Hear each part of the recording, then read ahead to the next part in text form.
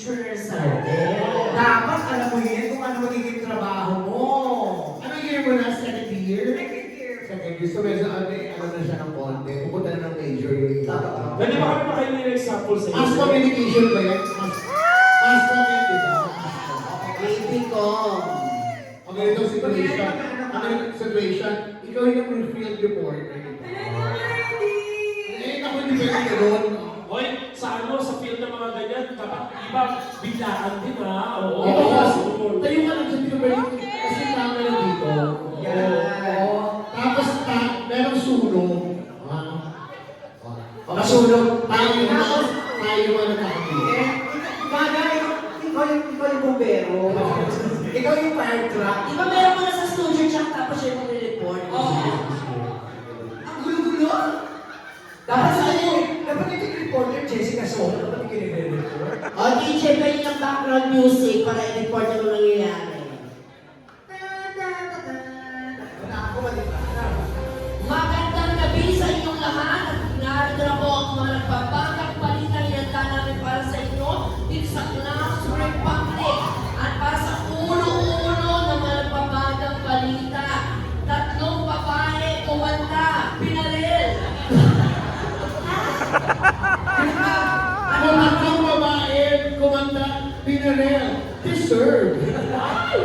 At para magbigay ng ulan, nandito na si... May malaking sunog na nagaganap. Isang sunog ang nangyari ngayon sa may bandang Payatas kung saan 3 ang babae ang nagsisisigaw at nagwawala dahil nawala daw ang mga pahante nila. Pero kasalukuyan naman, ayun na nga po, ito, Kay, hindi ka marinig. Kumusta dyan? Yes, Ubay. Nandito nga ako ngayon sa Payatas, Quezon City. Ito ba Nakikita natin sa mga ang apoy ay tulipas na nabulan ng pero at kanina pa ay nabot na sa ika-4 na alarmang sunog at naniniwala ay nagsimula ito sa isang bahay kung saan nag-iwan pa o nagsipas ang kanilang kuryente. Tama ka dyan, Kay. Maaari bang meron bang representative dyan ang BFP o Bureau of Fire and Protection? Yes, kung meron siyang interview ay tatanungin natin kung ano ba yung nangyari sa sunog na Sige, kausapin mo ay biktima. Parang nagabay na kanina. Kay, wag kang tara, hindi taga BFP, biktima yan. Para nasa rin nasunugan. Yung si Maria ang may ano dyan, Okay. yung isa taga BFAD. Hello! Yes, hello! Meron ko pangalawa ko. Pwede niyo kumaliwanag kung paano nga ba nagsimula yung sunog? Nagsimula po ako sinasunog dahil ko sa nasunog na lechon. At ang lechon ay naka-stripes. Bakit parang gumagalaw ang lechon? Kasi hindi pa siya masyadong dito, half-cook pa lang siya. Ay, nakakala. So ano kasabihin yung nangyayari niya dyan? Dahil dyan, kakapanayan natin ang lechon. Kausapin natin ang lechon, kumusta ang lechon? Religion naman marumi. Okay, ano sinabi ng lechon? Kakapalayin natin siya ulit. Ano sabi ng lechon? Tayo pa na. Maraming salamat, Ken. Marami pa tayong mga update maya-maya lamang. Sa kasalukuyan po ito habang nagkakaroon na ng sunog ay gusto raw umawit ni Kay. Kaya ibibigay natin ito. Ang tawag doon ay agaw eksena. Okay? Pasok! Pasok! Hey! Together with the backup dancers. Sa nasunugan. Sabi ng kitchen ko,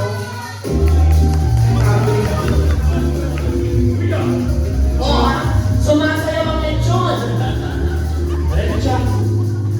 ikaw na lang ang kitchen.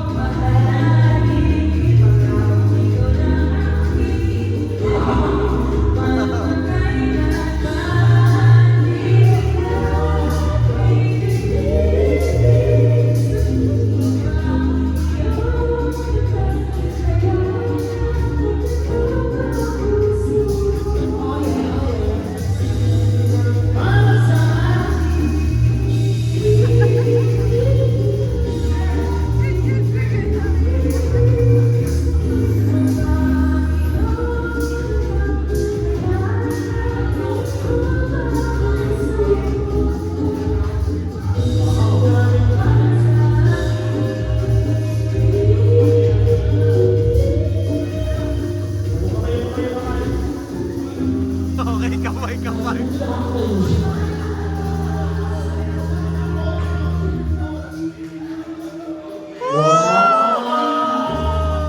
Thank you, girls! Salamat, girls!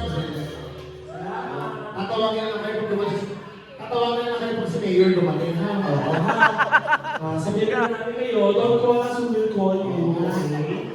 Sige, so ito na. Patayin muna natin yung